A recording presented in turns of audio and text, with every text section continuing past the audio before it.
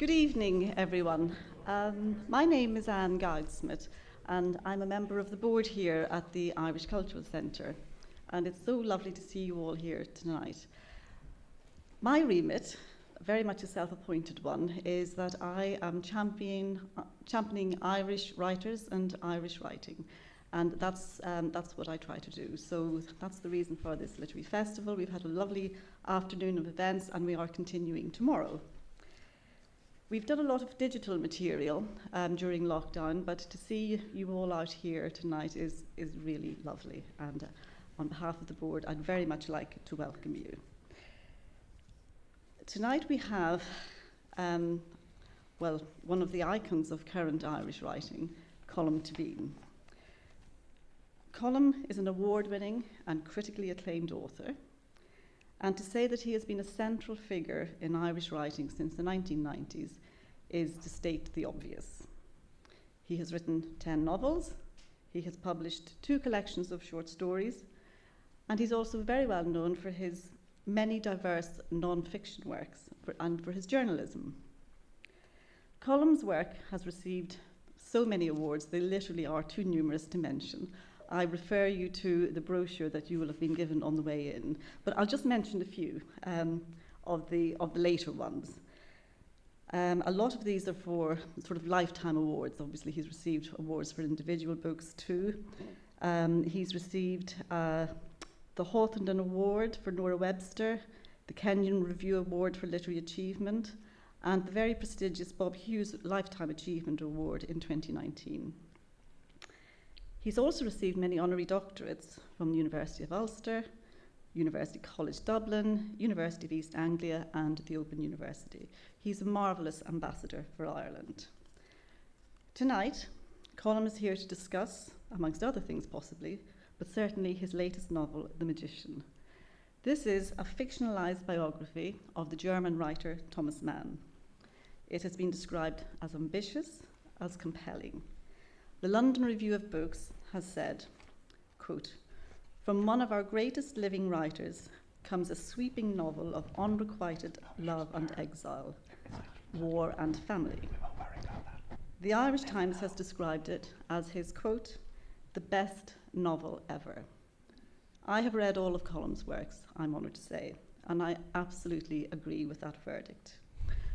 I am really looking forward to hear Colm answering the questions about it. I ask you to put your hands together to welcome both Colm Tóibín and fellow award-winning author Carlo Gébler. Thank you. Thank you very much. Thank you.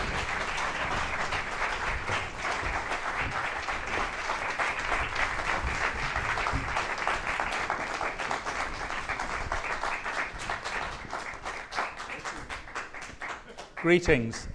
This is Mr. Tóibín. My name is Carlo Gébler, and this is the book, The Magician. The book is about a man called Thomas Mann.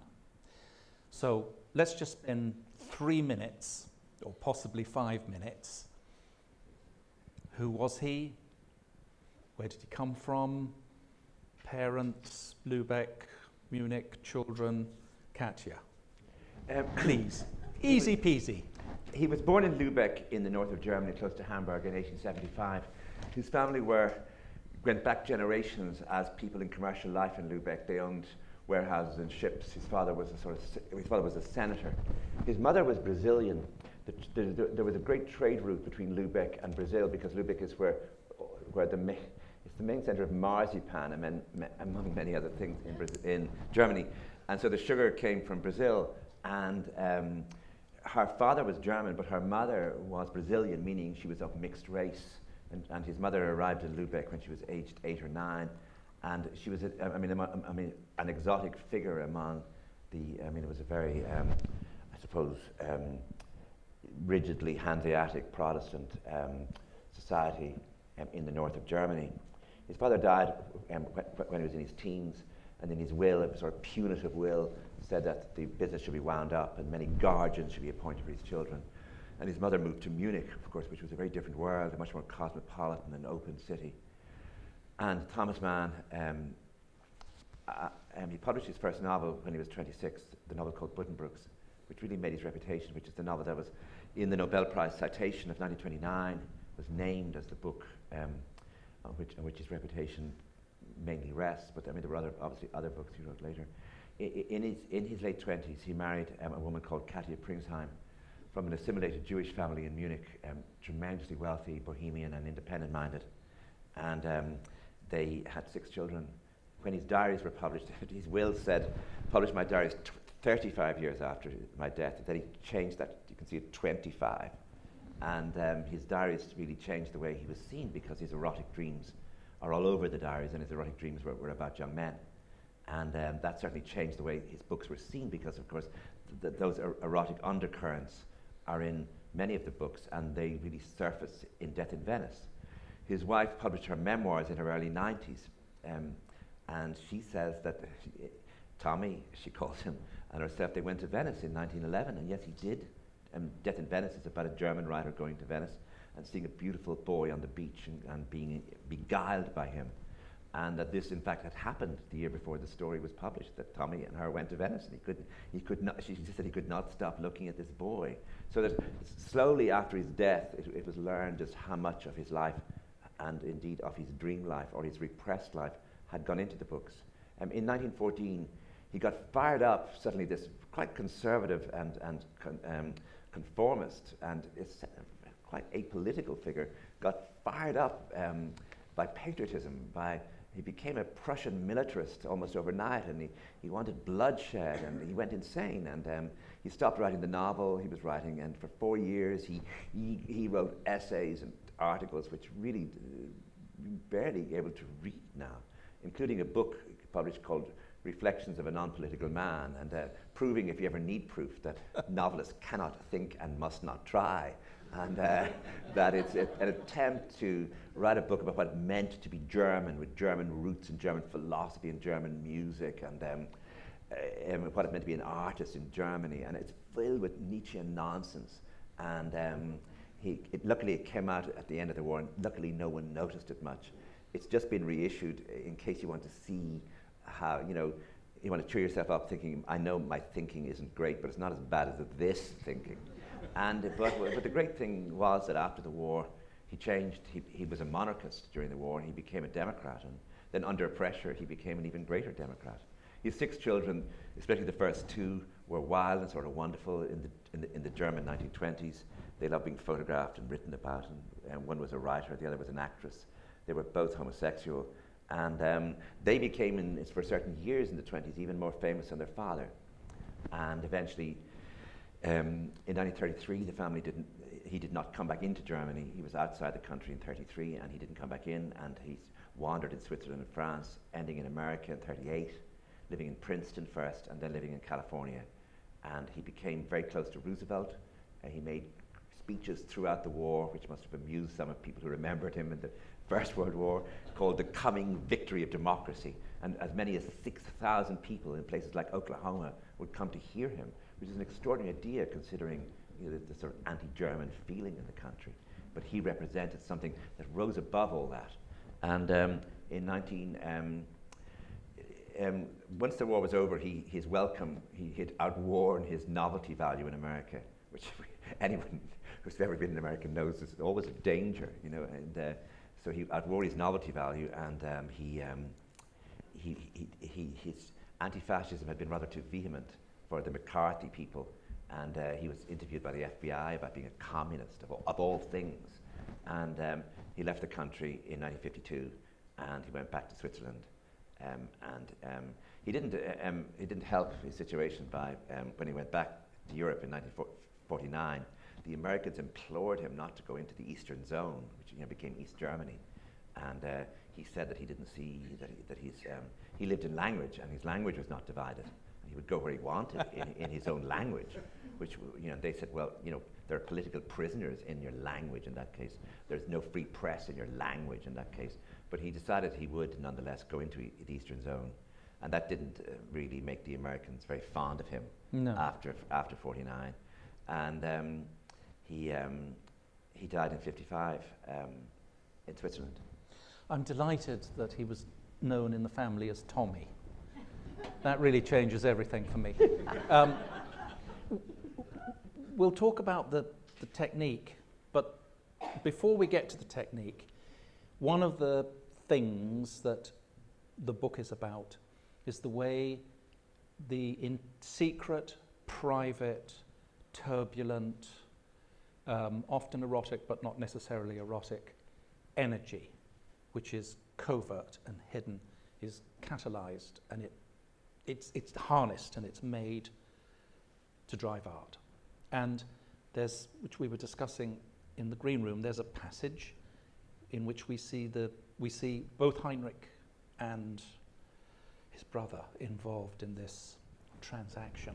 I think it would be an interesting and adult passage to read. We love adult. Thomas Mann had a brother called Heinrich, who was also a famous novelist. He wrote the novel on which the film The Blue Angel was based. And obviously there was rivalry between them. And obviously Heinrich got out of home and began to publish much earlier than his younger brother. And the mother was helplessly watching. Thomas was no good in school. Tommy was no good in school, and they couldn't think of what to do with him. And anyone who's ever been through that situation will remember they're always trying to get you a job. If you got a job, somehow everything would settle. And so they find him, they really do find him a job in fire insurance in Munich. And he used to go into his fire insurance job every day. Eventually, he gets fired because they realize he's done nothing except write stories on when he's meant to be filling ledgers. And they finally convinced their mother, who, because she's meant to be in charge of them now, she moves between being authoritarian and giving in to them, that they should both go to Italy so they could both write books. And it must have been an extraordinary idea for her. We want to both write books, both in Italy, at the family expense. And they said, yes, that's what we want. And she said, well, fine. And so they went to Rome and Naples, and then they end up in Palestrina, which is a small town north of Rome. And so they're both writing books. And let me see what happens.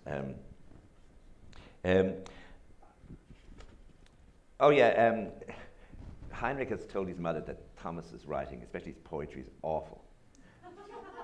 The mother has told Thomas this, but Heinrich now tells Thomas that he really did his best telling the mother how good the poetry was. And so Thomas is rather pleased because, as they made plans to travel south, Heinrich, these are both in their early 20s now, told him how much he had pleaded Thomas's cause with their mother, which isn't true.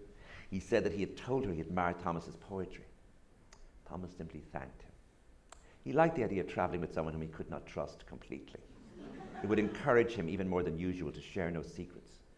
They could discuss literature and even politics, perhaps music too, but still alert to how much power Heinrich and their mother had over him. Thomas would remain wary of letting his brother find out anything that could be used against him in the future. He did not wish to return to fire insurance. They went first to Naples, avoiding any Germans they saw, and then they travelled using the mail coach to Palestrina in the Sabine Hills, east of Rome. Situated above a valley, the roads lined with mulberry bushes, olive groves and vine garlands, the till fields divided into small holdings by stone walls. They settled in Casa Bernardini, where Heinrich had stayed before. It was a solid, sober edifice on a sloping side street. With a bedroom each, they shared a shaded, stone-floored living room, furnished with wicker chairs and horsehair sofas, where they had 2 desks installed so they could work like 2 hermits or 2 dutiful clerks with their backs to each other. The landlady, known to all as Nella, held court on the floor above. The large kitchen, her headquarters. She informed the brothers that they had been preceded by a Russian aristocrat who had been visited by wandering spirits. I'm glad, she said, that he took the spirits with him. Palestrina has its own spirits, and we do not need visiting ones. While in Naples, Thomas had barely slept. His room was too hot, but also the sensations as he strolled in the city during the day were too strong. When one morning a young man followed him and his brother, he was aware how overdressed they were and formal, how much they stood out. The young man hissed at them in English first, but then drawing closer changed to German. He offered them girls. As the brothers ignored him and sought to get away from him, he came nearer still, held Thomas by the arm and whispered that he had girls, but not only girls. The tone was confidential and insinuating. The phrase, but not only girls, was clearly one he had used before. When they had forced a way past him in the busy street, Heinrich nudged Thomas. It's better after dark. and also better to be alone. He's just playing with us. Nothing ever happens during the day. Anyway, that goes on, the thing in Naples, but I just want to go on a bit to how strange he thought that both of them. Anyway, yeah, they're now in Palestrina, trying to put away Heinrich's pen. So they're writing together. When Heinrich's pen went silent, he found that he needed to go on writing, so the silence in the room would not be complete. Having finished the scene, he stood up noiselessly from his chair, and as he crossed the room, he saw Heinrich stealthily stuff some sheets of paper under a notebook. Later, when Heinrich went out for a walk, Thomas lifted the notebook to find 4 or 5 pages beneath, covered in drawings of naked women with enormous breasts. In some of the drawings, he had included arms and legs, even hands and feet. In a few, the women were holding a cigarette or a drink, but in all of them, the breasts were large and bare, complete with carefully executed nipples. How strange, he thought, that both of them, as they worked each day on their fiction, had something else on their minds, something that depended for its impact on the strength of their imaginations.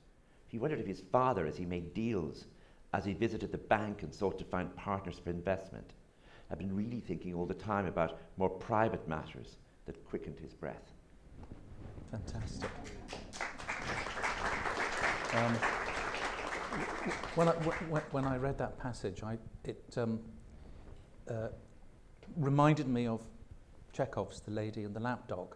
And there's a passage in the middle where Chekhov says, the best, our pith, is our secret side, not our public side. It's the things that we don't want people to know and that probably people are going to disapprove of. And so that's one of the things that you're describing, you're getting at. But you tell the story of man's life, but you've shorn it of the usual biographical freightage in order to enable you to go for the pith. But you've had to have a bit of factual stuff.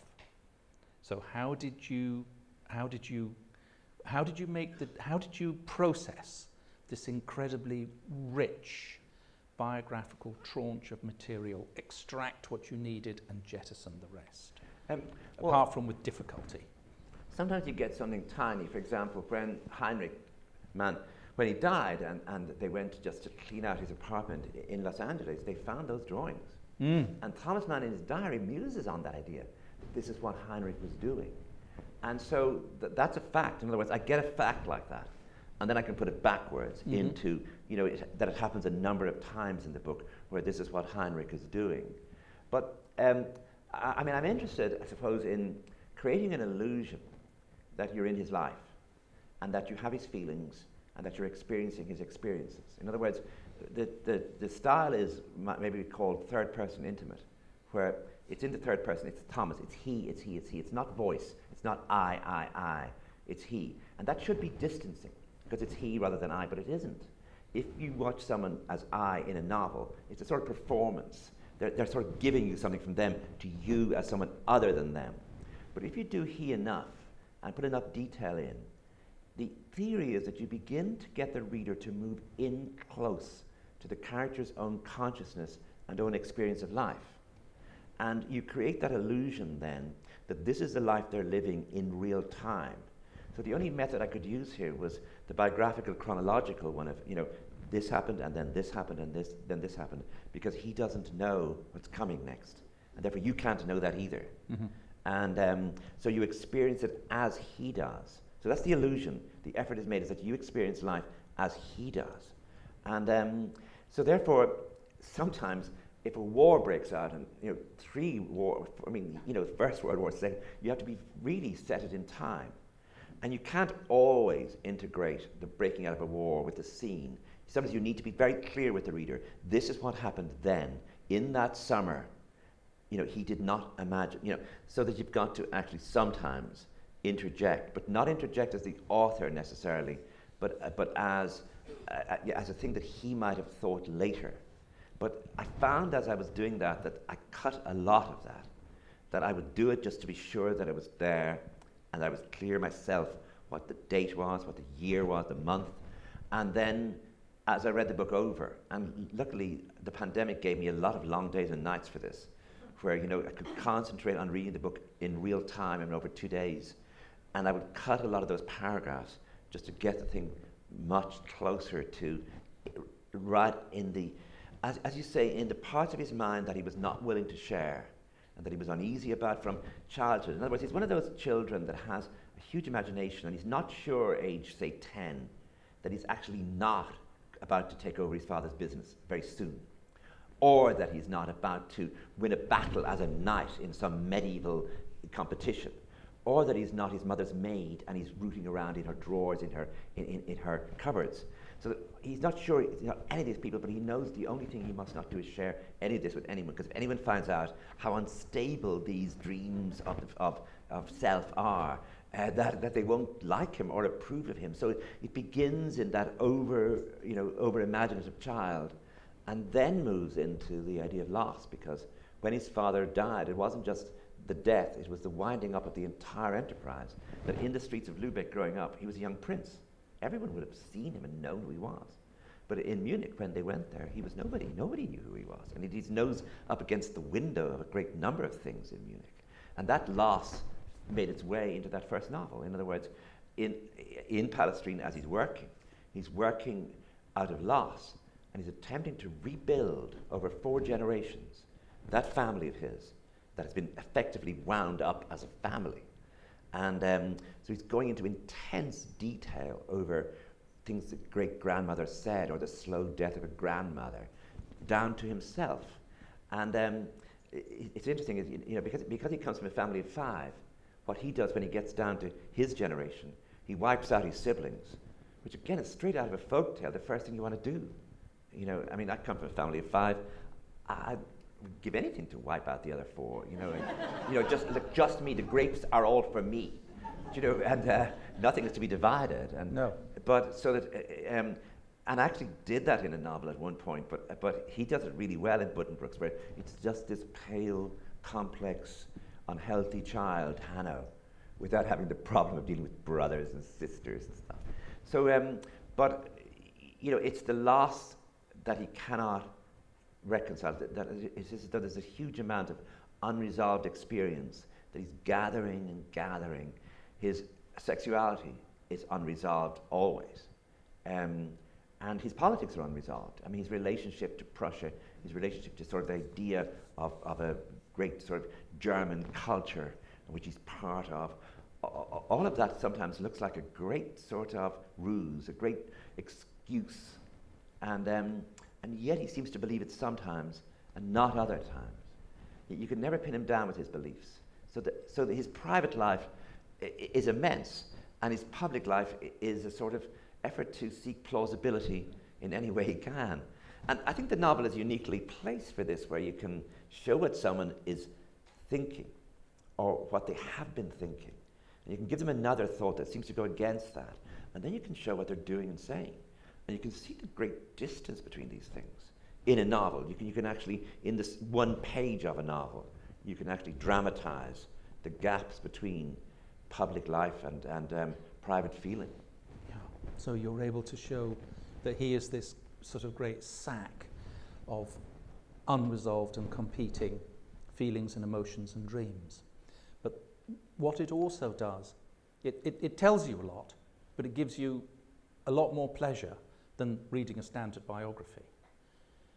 And one of the reasons that it gives you much more pleasure is that it explains through feeling how unomniscient we are.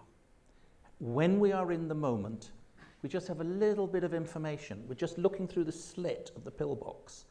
So the First World War comes, or the uprising in Munich comes, or the Nazis come. Got little tiny bits of information. It's very, you might have people coming and saying, like his brother Heinrich, you've really got to, take a stand. This is against Nazism. But he's actually, as well as being a personality who is disinclined to commit himself, he's also a personality who is unable to know what we now know about history, because he's coming into it. We're looking back at it. And the book explores, for someone like him, the difficulty of making a stand. Yeah, I mean, he's, yes, he doesn't know what's coming, and clearly not everyone doesn't know what's coming, but he's particularly obtuse sometimes in that he really doesn't know what's coming. And I mean, he doesn't see that Germany is going to be defeated in the First World War. I think, and he doesn't see the Munich. There's a funny thing happens at the end of the First World War, which is there's a Soviet takeover. There's a Soviet set up in Munich by a group of poets, and it's like a parody of the 1916 rebellion. Or maybe the 1916 rebellion is a parody of that, because these people are serious communists, but they're also poets. But they also run Munich, and they can decide who gets shot. And there's a moment where Thomas Mann's third son, Golo, I mean, they've had to get the first two children to shut up because the servants are listening. But the third child, they've forgotten to threaten him. And he goes around the house saying, we're all going to be shot. We're all, because they were rounding people up, and the Manns were so, they were so obviously rich, and their house was so beautiful, and they sort of displayed their high bourgeois nature to the world.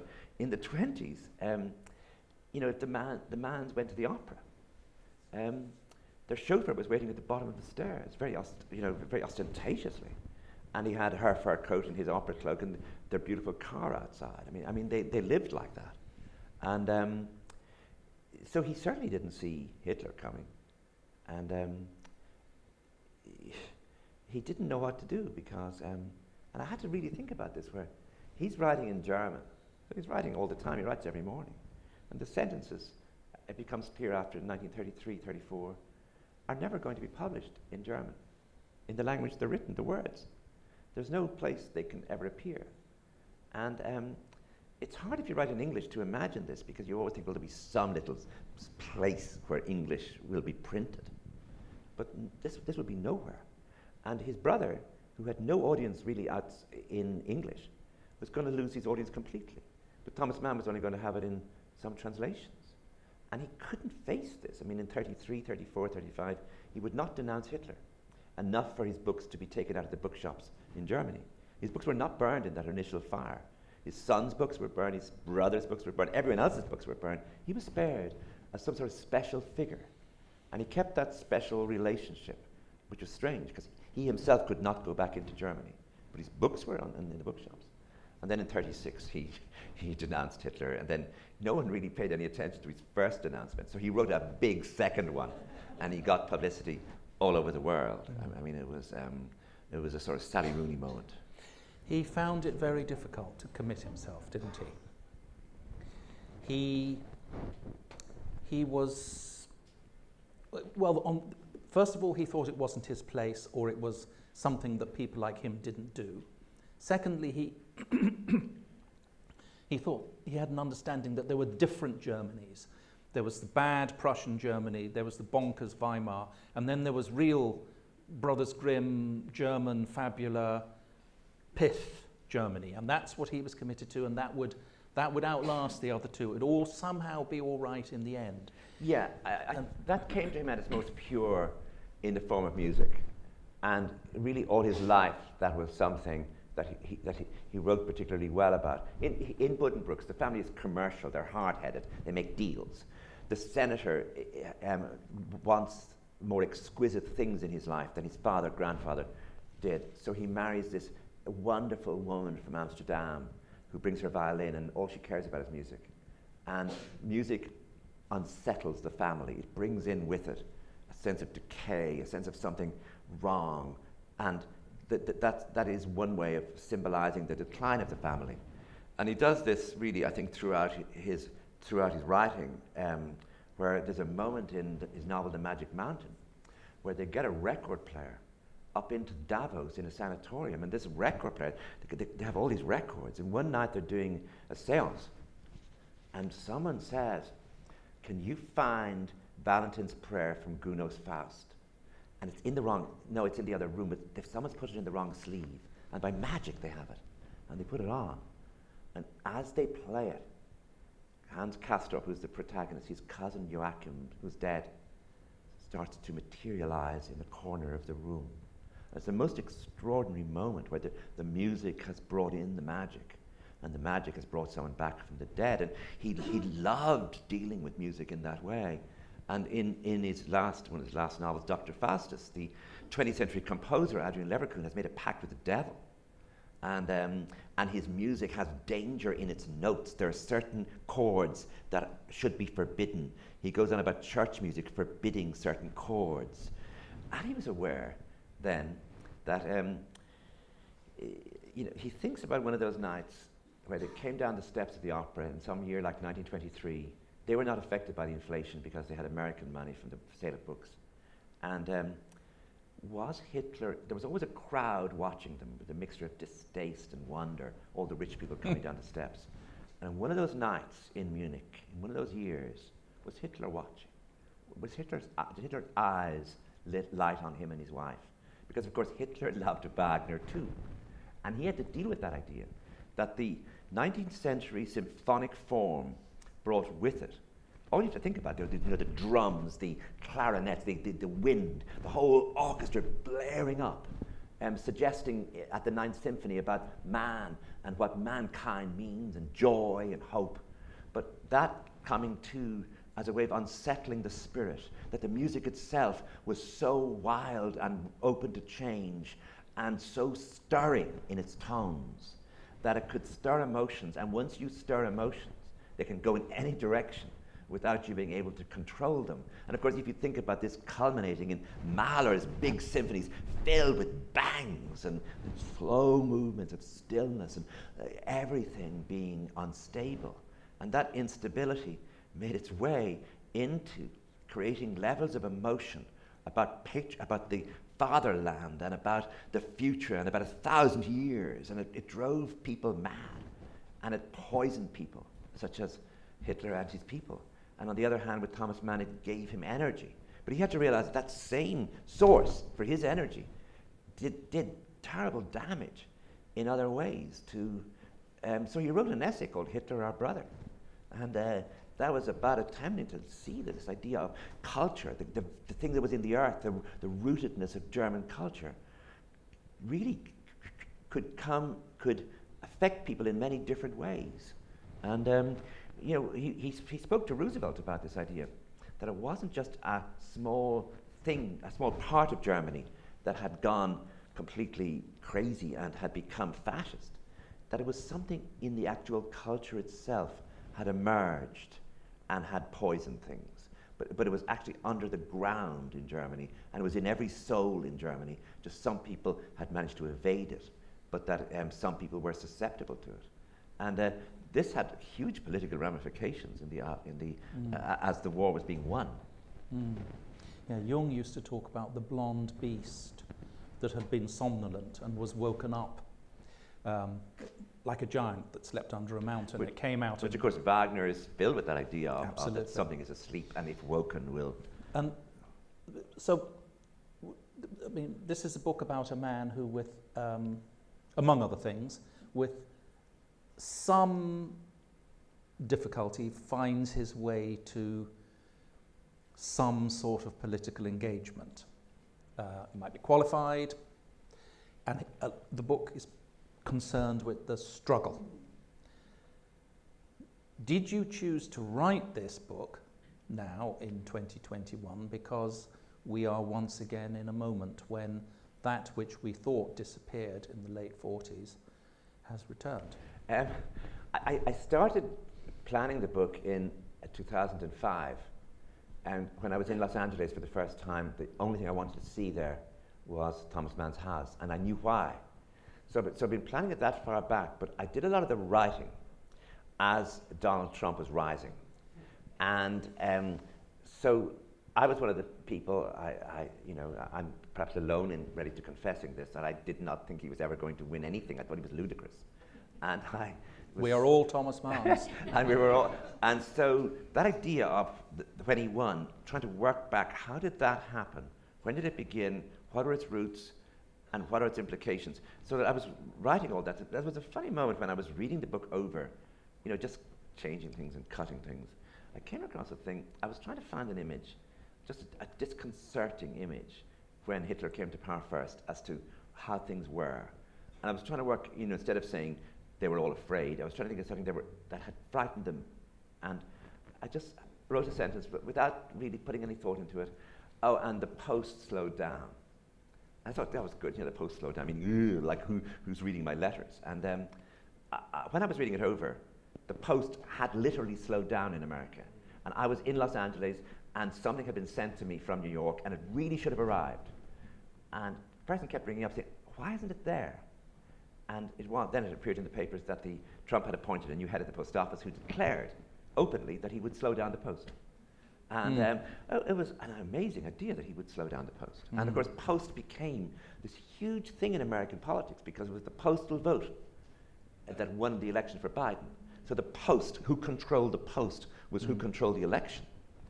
And there was a whole issues over it.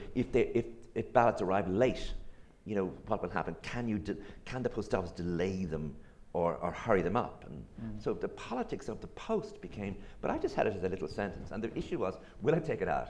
Because I don't want people to think this is a sort of clunky effort to connect the present, situation to then.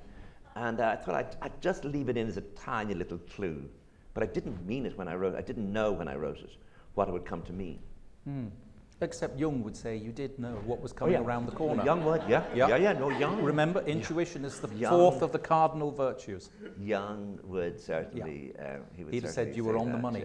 Yeah. But did you ever think, Tommy he's interesting, Heinrich, he's volatile. Were you ever tempted to go at it from his point of view? Or no. It had to be Tommy. It had to be Tommy. Obviously, the sexuality thing, because I'm gay, the sexuality thing interested me. But it wasn't just that. It was the 6 children. I thought, look, if you're ever writing a novel, just please listen to me. Don't put 6 children into your novel, because there are too many. Yeah, you can't control them. I mean, the Mitfords, I think, were only 5. And there's too many. But you have to keep wondering in every chapter, where is Erica? Oh, Monica hasn't been mentioned for 100 pages at this point. People are going to forget she lives. And I have to put her in twice. I have to go back and find a place for Monica. But if I just throw her in, it'll just look like that. I have to find an actual moment where she might appear. And but the issue really was that his work fascinated me, that I love the books, so that even though there isn't a big, examination of the books, there was at some point. I cut it out because it's too boring. But I'm fascinated by how his mind works as a writer, and his genius, and I'm also fascinated by the underlying. See, when I read him first, say I was 19 or 20, I thought that writers wrote from certainty, from entitlement, from a sense of possession of the world. And you saw photographs of writers, and they looked like that. Granite. That they wrote because they were sure of what they were doing, and they were, I suppose, confident people.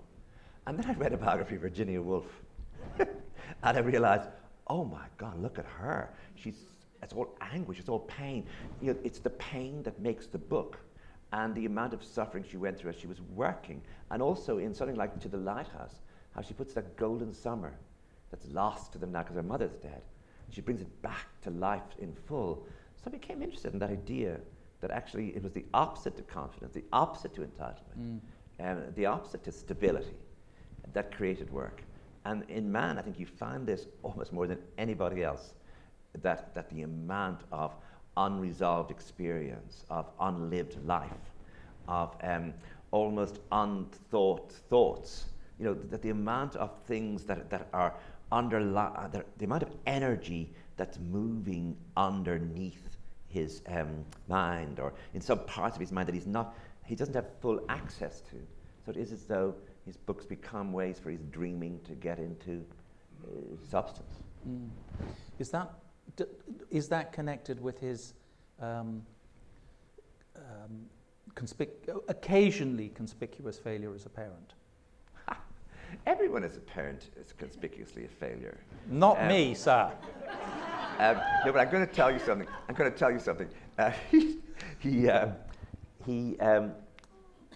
His daughter Elizabeth, who was the wisest of his 6 children, said, and she did genuinely say, she didn't just say it in my novel, she said it, that after 30, no one has the right to blame their parents for anything.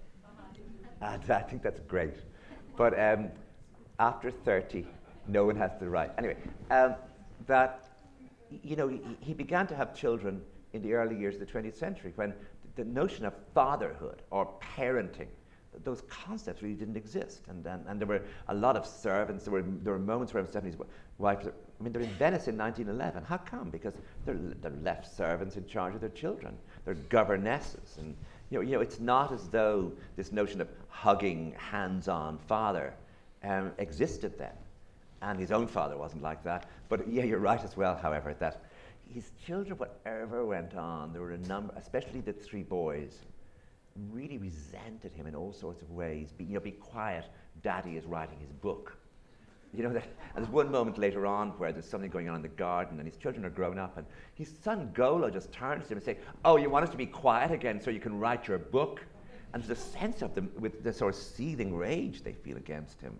As he points out constantly, they can rage all they like, but when they're looking for money, they're often very humble. Yeah. You know, like they're always coming home looking for money. So I'm sort of on his side sometimes about these unmanageable children. What was his relationship with Klaus, the oldest? Like? His relationship with Klaus is the most difficult one, and it's a very difficult thing to even deal with in any way, but certainly in a novel, where there's a moment in his diaries where he writes down this, that he came into a room when his eldest son is a teenager, and just happens, it's a bedroom, so the kid just happens to be naked, and he just realizes how beautiful he is. And he finds him sexually attractive. And he writes that down in his diaries. Now they're the diaries that he wants to be published, after his death, so that he wants this on the record in some way or other. But that relationship is probably the most difficult of them, because Klaus became a writer. His father didn't rate him particularly as a writer. I mean, he tried to be nice about it, but he didn't really, rate him. And Klaus was openly homosexual in a way that his father was repressed homosexual. So, I mean, between them, there were all these tensions, and exacerbated by the fact that quite early on, Klaus began to take morphine, and as a result, his life was chaotic, and also he was his mother's favorite. And but there's one moment where he writes home and says, this is after the war. This is in the 1940s, and it says, so he himself at this point is in his late 30s, early 40s, and he said he'd like to come back to Los Angeles for a while, but he wouldn't like to live with his parents. He'd like maybe a nice cottage nearby, but since he can't drive, he'd need a driver, and he'd like a driver of very pleasant appearance. And but he had no money, so he'd need an income. So the only time his mother writes back to him to say, stop this, you're talking nonsense. But she more or less gives in to him when he arrives. So it's, and it also isn't helped.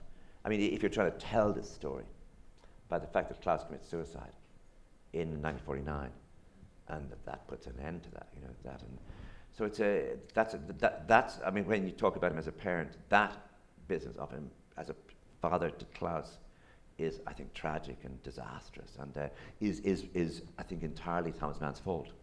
Mm. What was his relationship with Heinrich like? Heinrich was left-wing, and that meant that Heinrich could go to conferences and speak with certainty. Thomas Mann couldn't do that. Heinrich didn't marry until he was a bit older. Thomas Mann was settled down domestically. But the problem was that when they all went to live in America to get away from Hitler, Heinrich was married to, effectively, I mean, she had done other work, but she was mainly a barmaid. Of course, the Manns, especially Thomas Mann's wife, was a tremendous snob. She wasn't having a barmaid at her table. And of course, Nellie wasn't just a barmaid. She wanted life to be more exciting than just talking about books coming out, and Goethe and Schiller and so on. Because that bored her badly. And I mean, there are evenings where she just couldn't bear them, and she got drunk, and she wanted to dance, and wanted to dance. And Alma Mahler, who joins the company, really hated her because she was a barmaid. That barmaid must go home. And there's a moment in Princeton where she announces that she went out one night looking for a bar. And the women, who seemed up to then quite bohemian, you realize, no, they're not. A woman looking for a bar. And of course, Princeton, where I used to live, is like they don't have bars. They close bars. The big thing they do with bars is close bars. On Sunday, they close bars. And no bars on Sunday. And so Heinrich had no money. He got a contract for 1 year with one of the Hollywood studios, and then after that he didn't. And Thomas Mann, his young brother, his kid brother, had to give him an allowance. And of course it was never enough. And there's a moment where in Los Angeles, in about 1946, Thomas Mann's brother has to move into a smaller apartment. And the apartment has, the kitchen is the same as the dining room, which a lot of us might think is pretty normal. He thought this was the lowest thing he'd ever come down to. He was still the rich man's son from Lubeck, and realized that he'd come down to, and so he had no audience in America. His books nothing he did worked, and he depended entirely on them. It didn't stop him, of course, making rude remarks and insulting remarks to his younger brother. I mean, he wasn't grateful or anything, but it was a complete turnaround in their relationship. We're sitting in a country which is run by UKIPers wearing Conservative Party ties. And I thought about these people reading this book, and I did want to ask you, is there anything that either you or Tommy can advise us about the current situation? Everything is connected, and the connection here is really extraordinary. That Thomas Mann made his way into English very successfully, and he built up a huge audience in America for his books. It seemed the more difficult the book, the more American households wanted to be into that culture, which is an interesting thing about America, that the Knopfs published these books really wonderfully. And it was as though you were sort of nobody if you weren't reading him in America in these years. And the books were translated by a woman called Helen Tracy Lowe Porter. And she is the great-grandmother of a man called Boris Johnson. Literally, she's the grandmother of his mother. And so I presume Boris thinks he owns her. Oh, the man, we knew them well. We went all with him. He was always, Right. So we must get him to read his Man. Well, I think he would be able to bluff his way through that very well. He'd be able to tell you all sorts of things. I mean, I think he's read the books, but not personally.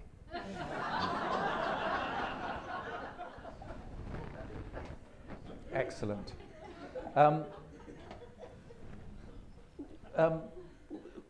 Shall we take a question? Yeah. Okay, no questions. Right. No, there is. I bet there is. That's not true. We have a roving mic, so if anybody would like to ask a question, if you can speak into the mic, I've got one here. Recently, while I was buying a pair of shoes, I was chatting to the young assistant because I've got a size 7 foot. When I was young, I couldn't get shoes because they didn't make them that big. Now that I'm in my 70s, everybody is a size 7, and I can't get them either. But so we've been talking for quite a while. And when I was paying, he said to me, "Are you an actress?" Now my immediate reaction was to think, "Oh my God, have I been talking too much, putting on a show?" And coming home on the bus, I kept thinking about that. And I've spoken to my close friends, where we know each other well since. And we concluded that even when we haven't got, as far as we know, major repressions, we all lead a double life. Do you think that's true? Oh, very much so, and it's marvelous. It's actually I think it's the basis of civilization, that we don't always say what we think. That the whole business of and I think as a child, it's the first time you get civilized as a 4 or 5-year-old, just saying, when Aunt Mary comes, just say that you liked the Christmas present you got. Don't say to her what you said to us.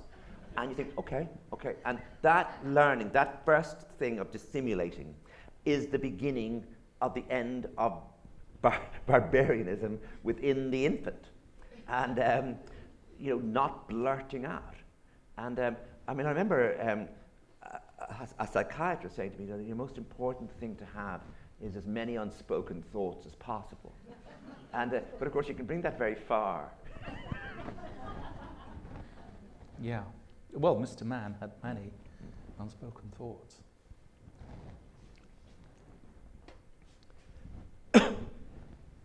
That's it? Lovely. Now, would you like to read? Sorry, there was something else I wanted to say. Can I just say one more thing? You can say as much as you want. I was at this conference and I saw these two brilliant speakers, and they were both sort of women around my age, and they were both wearing the same shoes. And they were so brilliant that I couldn't go up to them and say, like, I know you're wonderful on Proust and all that stuff, but your shoes. But I did ask around the room, just as you're mentioning shoes, what are they wearing? And someone came up with this word called allbirds. And I looked it up, and I thought, allbirds. And because I'm on the road at the moment, the whole bit of your feet, and you're getting in and out. Anyway, I'm wearing allbirds, and I promise you, when you get to my age, which, you know, you have a lot down the head, but when you get to my age, allbirds, when you go the next time into the shoe shop, could you just try some allbirds and see? It's all one word, A-L-L-B-I-R-D-S. But honestly, even as I sit here, right. And what makes the allbird the special shoe? Well, look at them. They're is? sort of made of felt. They're like slippers. They're like old man. I don't mind being an old man. I mean, it's just fine. It's always been coming. What are the soles? Are they rubber or leather? What are they? Well, it looks rubber to me. Anyway, I'm just Vermiculated telling you rubber. that they really have solved a problem. And anyway, I know this has nothing to do with any. No, but this is incredibly important information. Well, for it all of occurred to us me who that are sailing towards the end. And I have told a number of people, and I have 2 women friends of the same age as me as well. I just say, why do we not know about this before? Because we can go anywhere now. Do they do colours? They do elegant. Just elegant. They do elegant. Yeah. They In do colours brown and they do elegant. and red. Yeah, but they and do yellow. elegant. They do beautiful little sort of women's shoes, look like dancers' shoes or slippers. Because honestly. the first thing you're told about Julia, Tommy's mother, is that she has her shoes made in Mallorca. Yeah. And that struck me as an example of kind of the selective detail. That's the only thing you're told at the beginning about her, and it tells you everything you need to know about her. This is the end of the book. I'm giving the whole end away of this. We have time, do we? Oh yes, of course. And if you go to Lubeck, Lubeck was really badly bombed in the war. We have to imagine Thomas Mann is in California, and he sees the bombing of Lubeck as an example of the war effort, and he realizes the Nazis have to be defeated. So, you know, it's not as though he deplores this aerial bombing of Germany. He doesn't. But when he arrives in Lubeck after the war, he sees it. You know, something that he just read on the news. He now sees as rubble, the house of his grandmother, the house where they lived, the streets. And among the things that's been destroyed is the grave of the composer of Buxtehude. That was just simply, the bomb went right down into the earth, and no one knows where the dust even is. Buxtehude was the organist in the church, in the main church in Lubeck, and he was the famous organist from Lubeck. And if you go to Lubeck on a Sunday morning, every church will be doing something with Buxtehude, playing the organ. He wrote immense numbers of work for the organ, some beautiful choral music and some lovely instrumental music. Anyway, every church will be playing Buxtehude. And I found a story, just casually, that Bach, as a young composer, heard about this great composer who was older than he was, and he walked across Germany to find this man, to give him the secret or something, some key. And anyway, this is Thomas Mann. He's 80 years old. He doesn't have long to live. He's been given the freedom of Lubeck, which might have been a greater occasion, but it's the usual shoes business. You know, he's not great on his feet, and he's wondered if he'd be able to stand up at the podium and all that. Anyway, he's walking. It's a Sunday morning, and he's in Lubeck, and his wife is back in Travemünde, which is just outside Lubeck, or it's a beach resort. And he gets a car into the city. He goes to church. He hears Buxtehude's music, and then he goes and has chocolate and marzipan. And a story came to him. It must have been told by his mother often when they were children. It was never referred to again, and certainly not in Munich. It was a story about Buxtehude's daughter. Each year the story went when young organists came, including Handel himself, to learn the secrets of his trade from Buxtehude. Buxtehude promised each one that he would tell him enough to make him the greatest composer in the world if he agreed to marry his youngest daughter, Anna Margareta. But even though his daughter was beautiful and accomplished, all the visitors refused, since all of them had commitments at home, and therefore they left without learning the secret. And then, as a suitor was finally found for his daughter, a suitor with no interest in music, Buxtehude was afraid that he would die and the secret would be lost to the world. And little did he know that a young composer in Arnstadt had heard about him and had decided to walk all the way to Lubeck to see if he could discover the secret. Thomas paid his bill and walked towards his grandmother's house. He could see his two sisters now, waiting for the rest of the story, both of them in their night attire. And he could see Heinrich sitting apart from them, and then always in the story their mother would sigh and say she had work and would to do and would continue the story tomorrow. And they would appeal to her, beg her to finish the story, and she always would. The young composer's name was Johann Sebastian Bach, she said, and he walked to Lübeck through wind and rain. Often he could find no boarding house and had to sleep in haystacks or in fields. Often he was hungry. Very often he was cold, but he was always sure of his purpose. If he could get to Lübeck, he would meet a man who would help him to become a great composer. Buxtehude was almost in despair. Some days he really believed that his sacred knowledge would be buried with him. On other days, in his heart, he knew that someone would come, and he dreamed that he would recognize the man immediately, and he would take him to the church, and he would share his secrets with him. How would he recognize the man? Thomas asked. The man would have a light in his eyes or something special in his voice, his mother said. How could he be sure? Heinrich asked. Wait, he is still on his journey and he is worried, his mother went on. Every day the walk seems longer. He has told the man he works for that he will be away only a short time. He does not realize how far Lübeck is, but he does not turn back. He walks on and on, asking all the time how far Lübeck is. But it is so far that some people he meets have never even heard of Lübeck, and they advise him to turn back. But he's determined not to, and eventually, when he reaches Lüneburg, he's told that he's not far from Lübeck, and the fame of Buxtehude has spread to there. But because of all his time on the road, poor Bach, normally so handsome, he looks like a tramp. He knows that Buxtehude will never receive a man as badly dressed as he is. But he's lucky.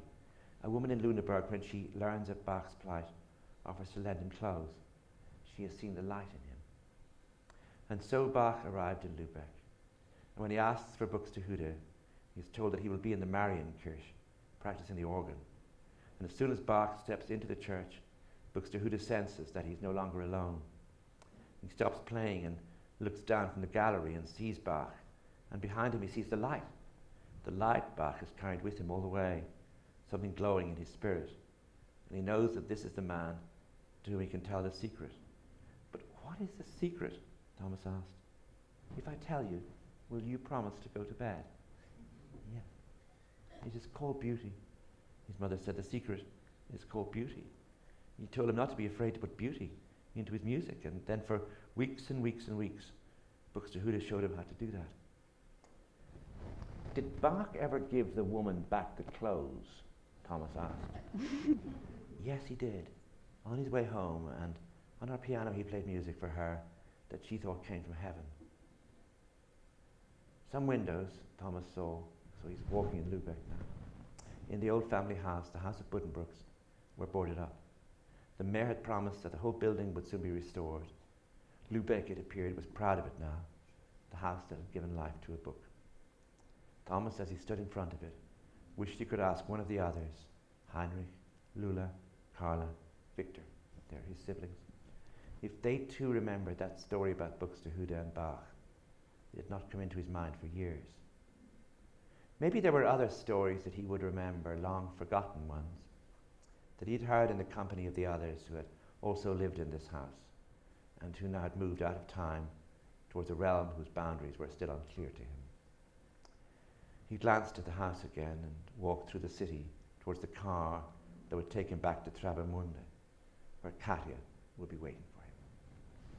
Thank you. Thank you very much. Thank you. Thank you. Thank you.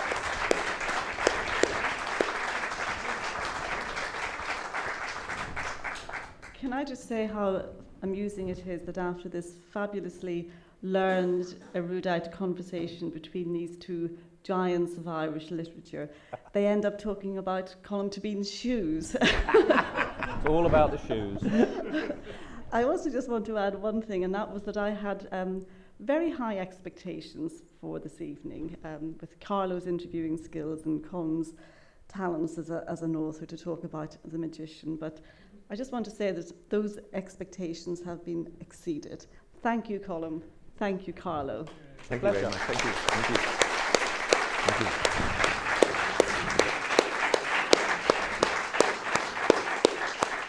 And just to say that Colm has very kindly signed copies of his new novel, The Magician, which are waiting in the foyer for you all to buy. So go out and purchase before the stock runs out. Good night, everybody. Thank you all for coming. Thank you.